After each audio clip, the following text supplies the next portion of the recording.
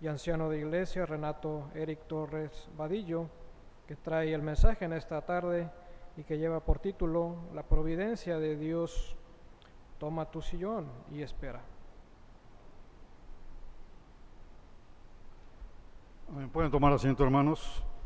Por la gracia del Señor estamos aquí hoy una vez más con este privilegio de compartir la palabra del Señor, toda vez que nuestro pastor Antoine Torres Orozco está en la misión de Manuel, está ya ministrando la Santa Cena. Entonces hoy tenemos ese honor de compartir la palabra del Señor y vamos a hacerlo meditando en otro tema que no es el que le correspondía a él.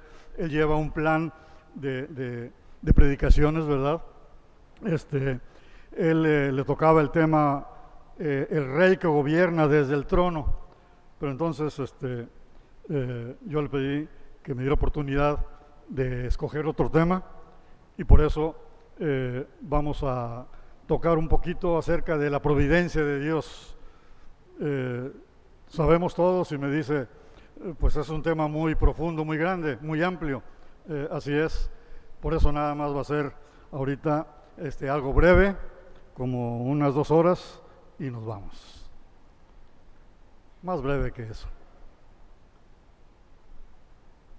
Es hermoso ver, hermanos, cómo su iglesia, nosotros, alabamos al Señor con ese gozo, con ese sentir que se ve en nuestro rostro, ¿verdad?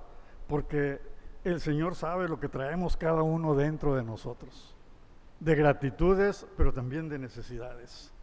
Y estas letras que acabamos de entonar refleja, hermanos, refleja lo que la gracia del Señor hace en cada uno, porque lo hacemos con mucha entrega.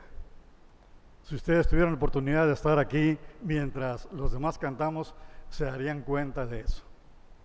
Y de tal manera que pudiera decir, pues hermanos, eso fue el mensaje, los cantos que entonamos fue el mensaje, podemos irnos. Pero vamos a ocuparnos un poquito de la meditación de su palabra en esta hora. Amoroso Padre, gracias te doy, Señor, una vez más, porque en tu maravillosa bondad y misericordia, Señor, nos permites, Padre, también gozarnos con abrir tu palabra, leerla, pero meditarla también en esta hora.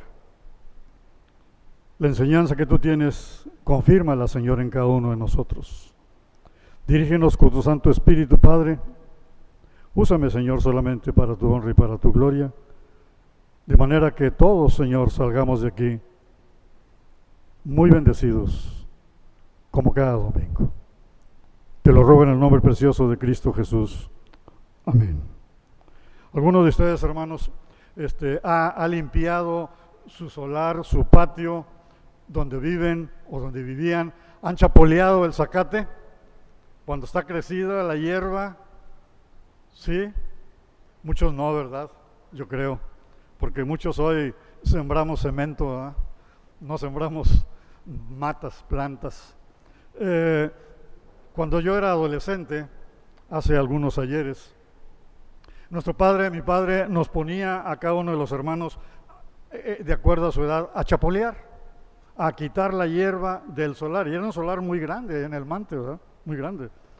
Pero primero teníamos que buscar una rama de un árbol adecuada, más o menos de 1 pulgada o 1,5 pulgadas de diámetro, más o menos como de 1 metro, pero que tuviera un gancho, así como una paloma, que palomeamos, ¿verdad? Un gancho para poder, con la izquierda, si somos diestros, agarrar el gancho y agarrar toda la hierba y doblarla así, y con el machete darle a ras de tierra para cortarlo. Y lo íbamos amontonando, y nos dolían las ampollas, pero era un buen ejercicio, ¿verdad? Pues siguiendo un poquito con la historia antigua mía, ¿verdad? Allá por el año 1965, fíjense ustedes, por 1965, los baños sanitarios no eran como hoy. Uno tenía que hacer en el solar, digo uno porque también nos tocó estar ahí con la barra y con el pico y con la pala, haciendo un hoyo como una cisterna en el suelo. Una cisterna, un hoyo más o menos de 1 metro por 1 metro, y en el mejor de los casos 1,5 metros de profundidad. Y entonces se cubría con tablas todo el hoyo, y en medio se hacía un resaque y se ponía un cajón de madera, y ese cajón tenía un hoyo, un círculo en medio, y ahí era el WC. Entonces se iba llenando ese pozo día tras día, ¿verdad? Un día, una niña de 7 años, perdón que me ponga así, en ocasiones lo van a notar porque son vivencias. Una niña de 7 años se cayó dentro del pozo de una vecina. Las tablas estaban podridas y se cayó. Y aquella cisterna estaba casi llena, ¿verdad? Y la desesperación, el pánico, el llanto, la impotencia de no poder sacarla, porque estaba allí toda la madera, ¿verdad? No la podían alcanzar. Y la niña pues estaba ahí revolviendo en aquello, ¿verdad? Hasta la cintura.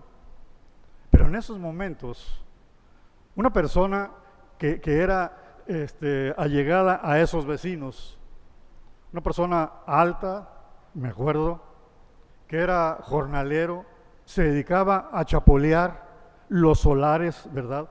Pasó por ahí y entonces se introdujo, se agachó y con el gancho la pudo tomar, la levantó y entonces salvó a esta niña de morir ahogada en ese producto o asfixiada por los vapores que ahí se generan. Y todos daban gracias a Dios, porque casualmente había pasado esa persona en ese momento. Y otros más daban gracias a Dios porque providencialmente esa persona se había aparecido en ese momento.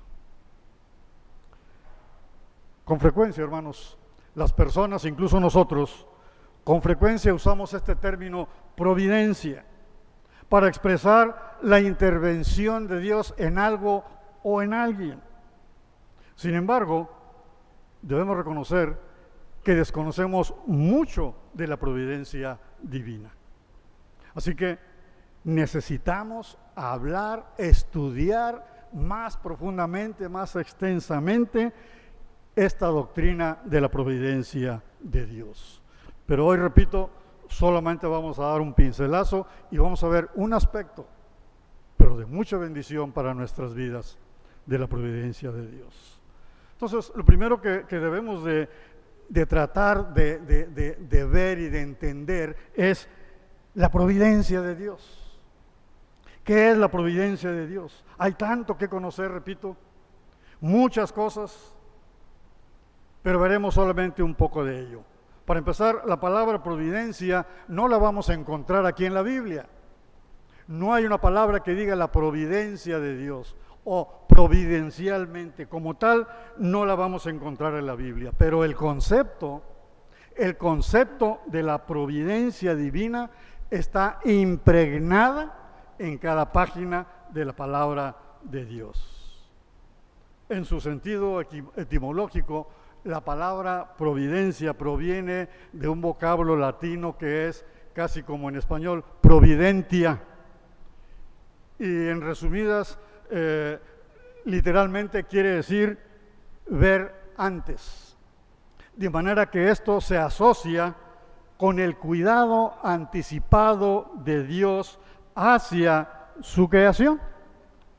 Y entre las definiciones de algunos diccionarios bíblicos, podemos encontrar, por ejemplo, que el Diccionario Bíblico del Mundo Hispano comenta lo siguiente acerca de la providencia. Dice, tal como ha sido usada a través de toda la historia, La expresión teológica providencia significa nada menos que el gobierno soberano y universal de Dios. Y el diccionario bíblico cristiano del doctor J. Domínguez dice que la providencia divina es el cuidado y gobierno de Dios para con todo el universo, especialmente para con el hombre, puesto que lo conoce por su nombre y le tiene contado hasta los cabellos de su cabeza. Estas definiciones nos llevan a una idea que todos repetimos: Dios controla todo. Ahora veamos lo que dice la palabra de Dios, lo que dice nuestra sana doctrina emanada de la palabra de Dios y que está contenida una parte en el Catecismo de Westminster. El capítulo 5 del Catecismo de Westminster refiere a la providencia, habla de la providencia. Cuando decimos que Dios controla todas las cosas, estamos diciendo que Dios, el gran creador de todo, sostiene, dirige, dispone y gobierna a todas las criaturas, sus acciones y las cosas, desde la más grande hasta la más pequeña. Y esto lo hace por su santa y sabia providencia, conforme a su presciencia infalible y al libre e inmutable consejo de su poder, de su voluntad, para la alabanza de la gloria de su sabiduría, de su poder, de su justicia, de su bondad y de su misericordia. Hermanos, cuando nosotros estudiamos esto con detenimiento, qué bárbaro.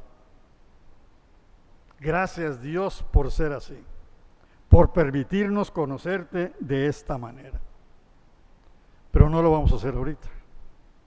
Pero simplemente al leer la definición de la providencia de Dios en el Catecismo de Westminster es para irse de espaldas.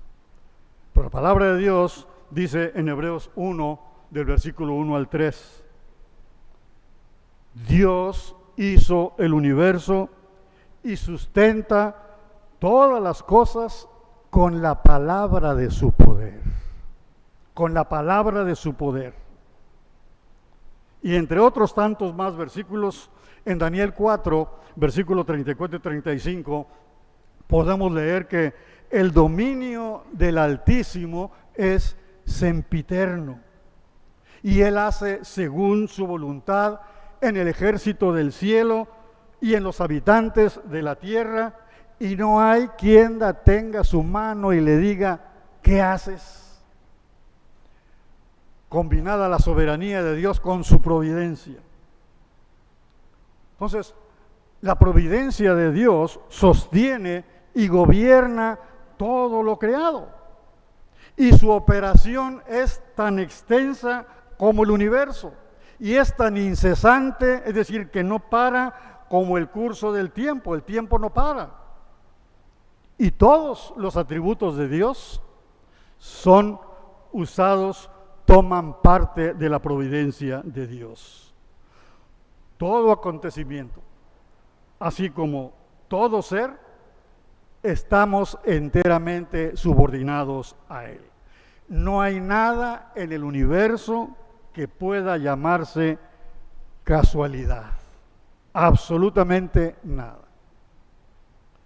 Aquí vemos entonces, hermanos, claramente que las obras de la providencia son las acciones mediante las cuales Dios controla todas las cosas.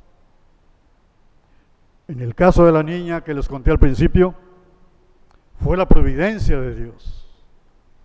Fue la providencia de Dios que llevó a este hombre jornalero para salvarla de una posible muerte. Bendito sea el Señor, porque esa niña vive hasta hoy, feliz con su familia, allá en Monterrey, es mi hermana menor. Para el incrédulo, todas las cosas suceden por casualidad. Pero para el creyente en Jesucristo, la providencia es el cuidado amoroso y previsor que Dios tiene para con sus criaturas. Con esto entendemos un poquito más de la providencia de Dios. Ahora veamos la providencia de Dios en la vida del creyente. El mismo Catecismo de Westminster, en este capítulo 5, en la sección 7, dice: así como la providencia de Dios alcanza en general a todas las criaturas, así también, de un modo especial, cuida a su iglesia y dispone todas las cosas para el bien de ella. Las obras de la providencia son la ejecución de los decretos de Dios. Dios tiene todo ya escrito. Y las obras de la providencia son la ejecución de sus decretos. Y el cumplimiento de su palabra. Y el cumplimiento de sus promesas. Así que ninguna cosa que nos sucede es casualidad. Absolutamente ninguna. Y a lo largo de la Biblia tenemos maravillosos ejemplos de la providencia de Dios sobre nosotros, sus hijos.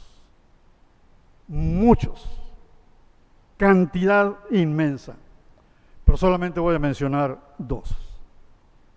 En Génesis 24, recordamos cuando el siervo de Abraham, Eliezer, fue en busca de la esposa para el hijo de Abraham, o sea, Isaac. Y no fue accidente ni casualidad que esta joven doncella Rebeca llegara al pozo del agua en el preciso momento en que el siervo de Abraham estaba ahí, y que esta doncella lo recibiera y lo atendiera, y que este siervo Eliezer le dijera: esta es la doncella que busco para esposa del hijo de mi amo. No fue absolutamente casualidad, fue la providencia de Dios la que obró para ese siervo y también para Rebeca y también para la vida de Isaac. En Hechos 25, versículos 3 y 4, solamente en estos capítulos se consigna cuando Pablo estaba prisionero en Cesarea y el sumo sacerdote y el jefe de los judíos le pidieron a Festo, que era el gobernador romano allí en Judea en ese momento. Los sacerdotes y el jefe de los judíos le pidieron a este gobernador que trajera a Pablo atado a Jerusalén, pero porque ellos tenían un plan malévolo. Ellos pensaban y querían que en el camino pudieran tener oportunidad de matar a Pablo. Pero Festo, sin saber del plan que tenían en su mente estas personas, rechazó la petición por completo y prefirió ir con ellos a Cesarea y juzgarlo allí. Y de esta manera, ese propósito sangriento de matar a Pablo fue frustrado.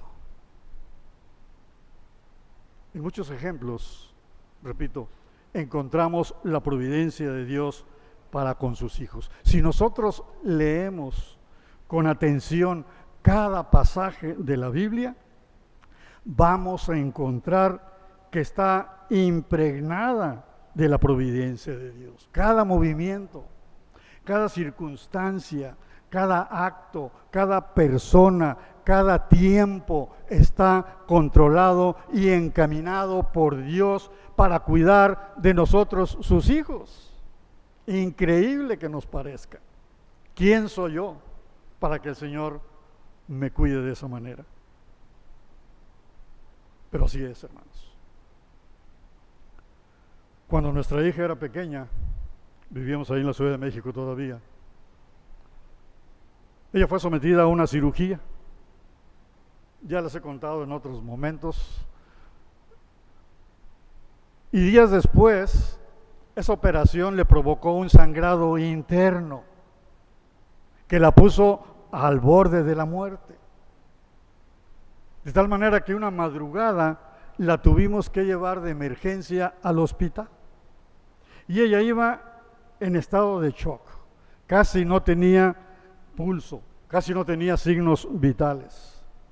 Y tuve que manejar en la madrugada, incluso de sentido contrario, en una avenida allá por Periférico Norte, para poder llegar al hospital. Pero unos policías en la madrugada, una patrulla, nos detuvo, pero al ver el estado de la niña, nos permitieron que siguiéramos hasta llegar al hospital.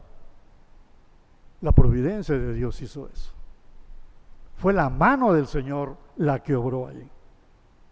De manera que al llegar fue recibida y fue atendida para detenerle la hemorragia interna que tenía y hospitalizarla en el antiguo hospital de la Raza allá en México. 1 mes estuvo. Pero al día siguiente, o a los 2 días de que sucedió esto, que tuvimos que llevarla de madrugada al hospital de urgencia, salí de casa, o pretendí salir de casa. Y el carrito que tenía en ese tiempo, una Caribe, verdecita con quemacocos, me acuerdo, no arrancó. Los cables de la batería estaban sulfatados y no pasaba corriente. Si eso hubiera sucedido en el momento en que llevé urgentemente a mi hija al hospital, pero la providencia de Dios hizo que el carro no fallara la noche anterior en la necesidad urgente. Porque Dios controla todos los tiempos también, absolutamente todo. Como dice el poeta, por esas cosas y muchas más, Melba, mi hija y yo le damos gracias a Dios por sus maravillosos cuidados. Y yo sé, hermanos, yo sé que cada uno de ustedes tiene historias maravillosas también que contar. Yo sé que cada uno de ustedes tiene motivos, hechos verdaderos, maravillosos de cómo la providencia de Dios se ha manifestado en sus vidas. De manera que, como hoy, como yo, ustedes también puedan alabar al Señor con gozo, porque su mente está llenándose ahorita de esos recuerdos donde la providencia de Dios obró en esas circunstancias. Porque nuestro Dios, el gran creador de todo, de una manera maravillosa, como leímos hace rato, sostiene, dirige, dispone y gobierna todas las cosas y todas las acciones que nos suceden, desde la más grande hasta la más pequeña, y todo eso lo hace por su sabia y santa providencia. Esto es, Dios tiene el control de todas las cosas. No es que nosotros seamos muy capaces y que las cosas nos salgan bien. Es la providencia de Dios la que obra en todo. En todo. Así que, hermanos, ahora que hemos visto rápidamente que Dios de un modo especial cuida a su iglesia y dispone de todas las cosas para su bien, entonces, hermanos, podemos descansar en la providencia de Dios. Podemos descansar en la providencia de Dios. Y nuevamente, hay muchos ejemplos bíblicos de aquellos que supieron descansar en la providencia de Dios. Uno de ellos fue el rey David. El rey David, que lo muestra en el capítulo 57. Y solamente voy a mencionarles una parte de esa circunstancia de David en el Salmo 57. Este salmo, si ustedes lo ven, tiene un título en nuestra Biblia que dice plegaria pidiendo ser librado de los perseguidores. Y aquí se relata cuando David se escondía de Saúl en una cueva, en un hoyo ahí en la roca, un hoyo oscuro. Esta cueva dice que estaba allá en unas montañas, entre las rocas partidas, en donde las cabras monteses hacían ahí su hábitat. Pues hasta allá lo persiguió Saúl. Hasta allá lo persiguió Saúl. Dice 1 Samuel 24, 1, 2, que Saúl tomó 3,000 hombres escogidos de todo Israel, solamente para ir en busca de David y de sus hombres allá por esas montañas, por esas cumbres, por esos peñascos donde las cabras monteses tienen su vida. David había sido perseguido mucho tiempo. Era como un pajarillo que andan cazándolo en el monte y lo andan persiguiendo continuamente. Pero ahora David está acorralado, está metido ahí en ese hoyo oscuro, rodeado de 3,000 personas queriéndolo matar, y está evidentemente desesperado, sin poder salir. Podemos decir que David estaba viendo de cerca ya su muerte. Es su situación tan crítica que en el versículo 4 del Salmo 57 dice David: mi vida está entre leones, estoy echado entre hijos de hombres que vomitan llamas. Sin embargo, David mostró su fe en medio de esta terrible circunstancia. Y ora a Dios y clama al Señor. Y lo hace con todo su corazón, clamando por misericordia. Dice el versículo 2 del Salmo 57. Clamaré al Dios Altísimo, al Dios que me favorece. Clamaré al Dios Altísimo, al Dios que me favorece. ¿Y por qué ora así David? Bueno, repito, porque él había experimentado ya la providencia de Dios en su vida. David había vivido grandes aprietos, se había visto envuelto en grandes problemas, pero de todos ellos Dios lo había favorecido, sacándolo adelante de esas circunstancias. Por eso dice David: clamaré al Dios Altísimo, al Dios que me favorece. Démonos cuenta de la magnitud de esta frase, de este pensamiento, de esta convicción. El Dios que me favorece. Es el Dios que me bendice. Es el Dios que me auxilia. Es el Dios que me socorre. Es el Dios que me apoya. Es el Dios que me respalda. El Dios que me favorece sin yo merecerlo. Pero Él me favorece. En otras palabras, hermanos, Dios es el que realiza todas las cosas para que yo siga adelante. Es el que realiza todas las cosas para que tú sigas adelante. Y este realizar es la providencia de Dios, la cual es el cumplimiento de los misericordiosos propósitos y promesas que Dios tiene para con su pueblo, para contigo y para conmigo. Podemos ver entonces, hermanos, que la providencia de Dios en este versículo tiene otra dimensión. Clamaré al Dios Altísimo. Y podemos decir, al Dios que realiza todas las cosas que ha prometido. Que realiza todas las cosas que ha prometido.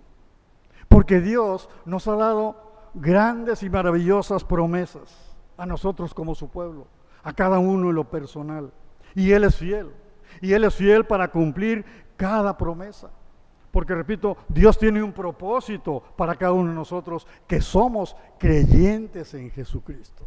Un propósito especial para sus hijos que somos creyentes en Jesucristo. Por eso es que David podía descansar, porque conocía de la misericordia y la disposición de Dios para realizar cosas beneficiosas en su vida de David. Por eso David podía descansar diciendo allá en el Salmo 138, versículo 8, Jehová cumplirá su propósito en mí. Tu misericordia, oh Jehová, es para siempre. No desampares tu obra, que soy yo. No desampares la obra de tus manos. Ese era el descanso de David. Dios cumple y cumplirá su propósito en nosotros. ¿De qué manera? Una vez más, realizando todas las cosas en nosotros y para nosotros. Claro está, todo para su gloria. Amén. El apóstol Pablo, al igual que David, el apóstol Pablo también sabía que Dios tiene especial cuidado de sus hijos. Y esto lo expresa en Romanos 8:28. ¿Cómo dice Romanos 8:28? Si quieren repetirlo.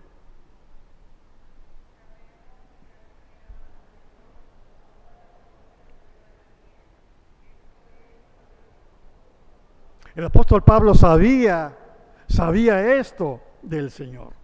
Sabía que el Señor tiene especial cuidado de sus hijos. Y por eso escribe esto en esta carta, y que es para nosotros también en Romanos 8:28. Y sabemos que a los que aman a Dios, todas las cosas les ayudan a bien. Esto es, a los únicos privilegiados que han sido llamados conforme a su propósito, en su soberanía santa e incuestionable. Una vez leí una anécdota que sí creo que es verdad.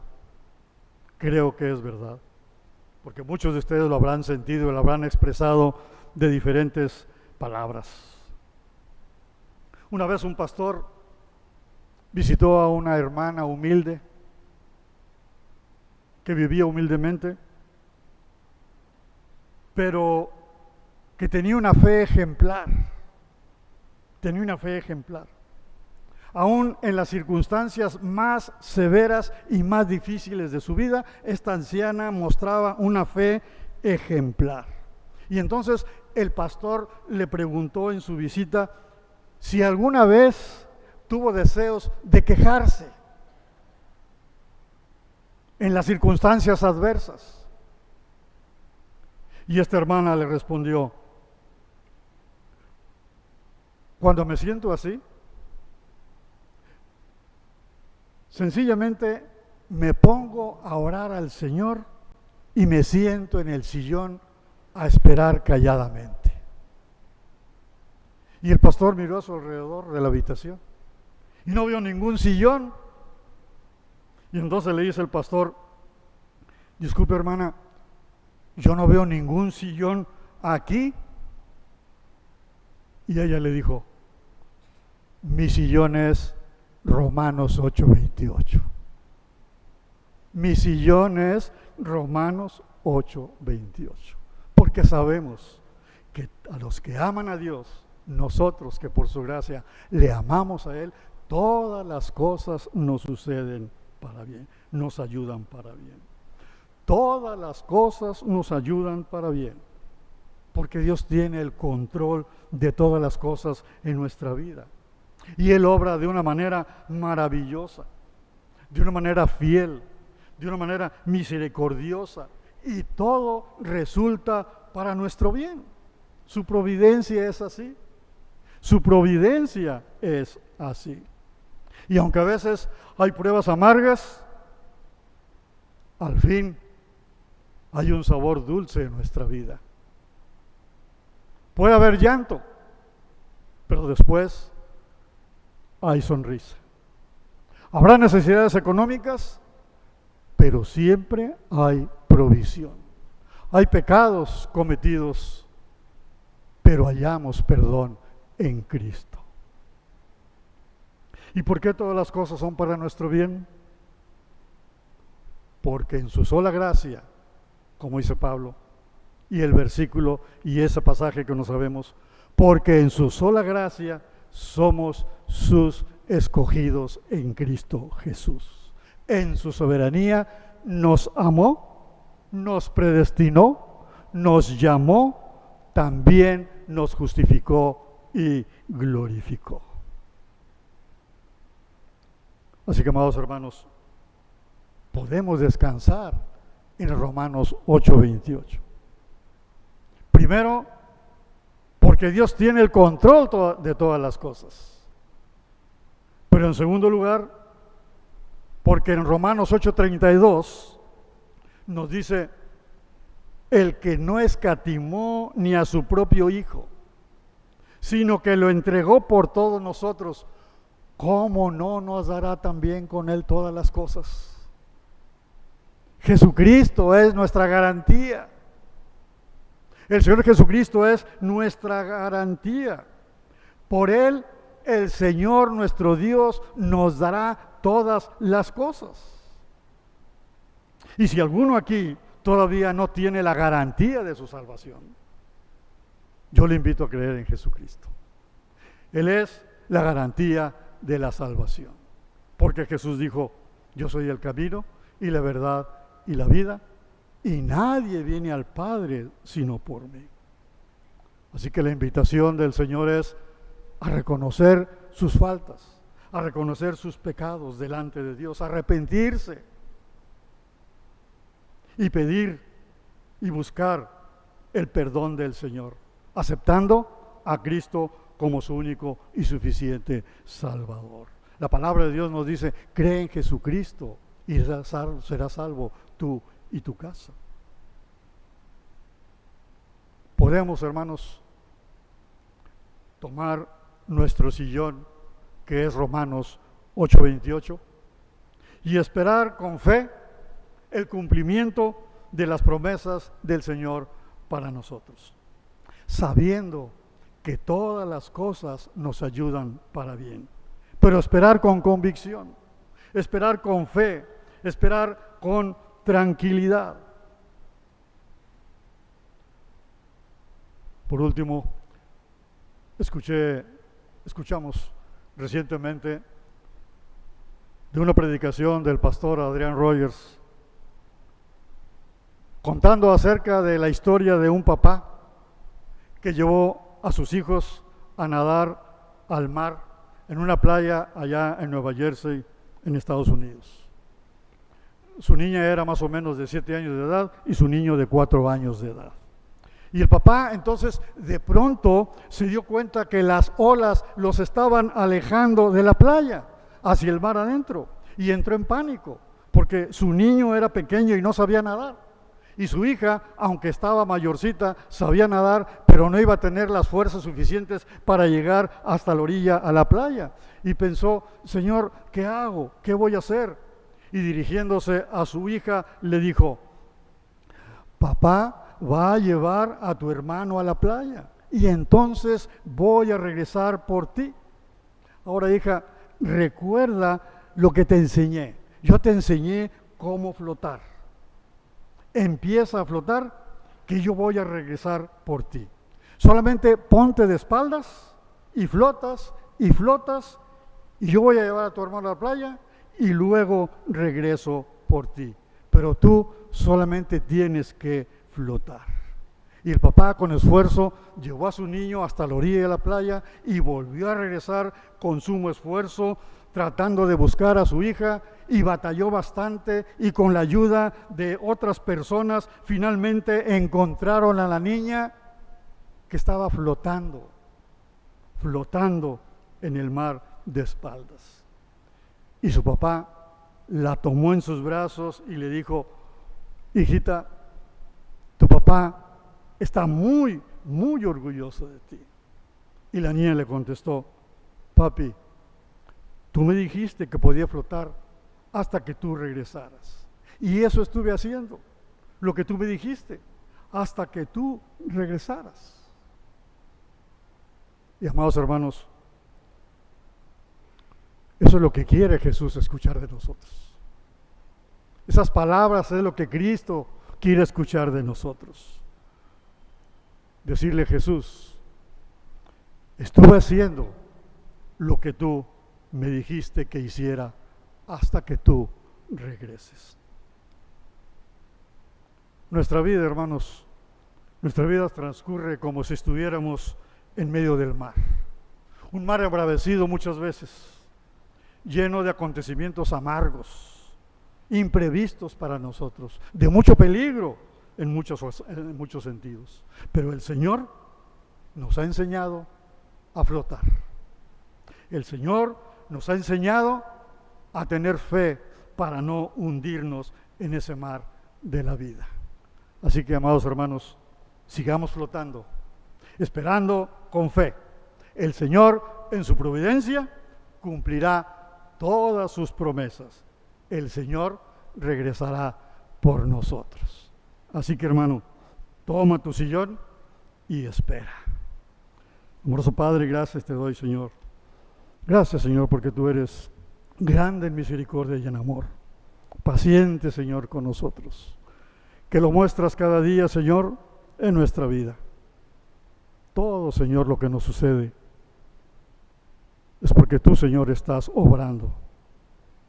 Gracias, Padre, porque si hay necesidades ahorita, Señor, si hay circunstancias adversas, si hay temores, Padre, el día de mañana, Señor, tú nos darás la paz, porque tú siempre, Señor, estás obrando para solucionar nuestros problemas, aun aquellos que nosotros mismos propiciamos muchas veces. Bendito seas. Bendice tu iglesia, bendice a todos mis hermanos en su vida. En el nombre precioso de Cristo Jesús. Amén.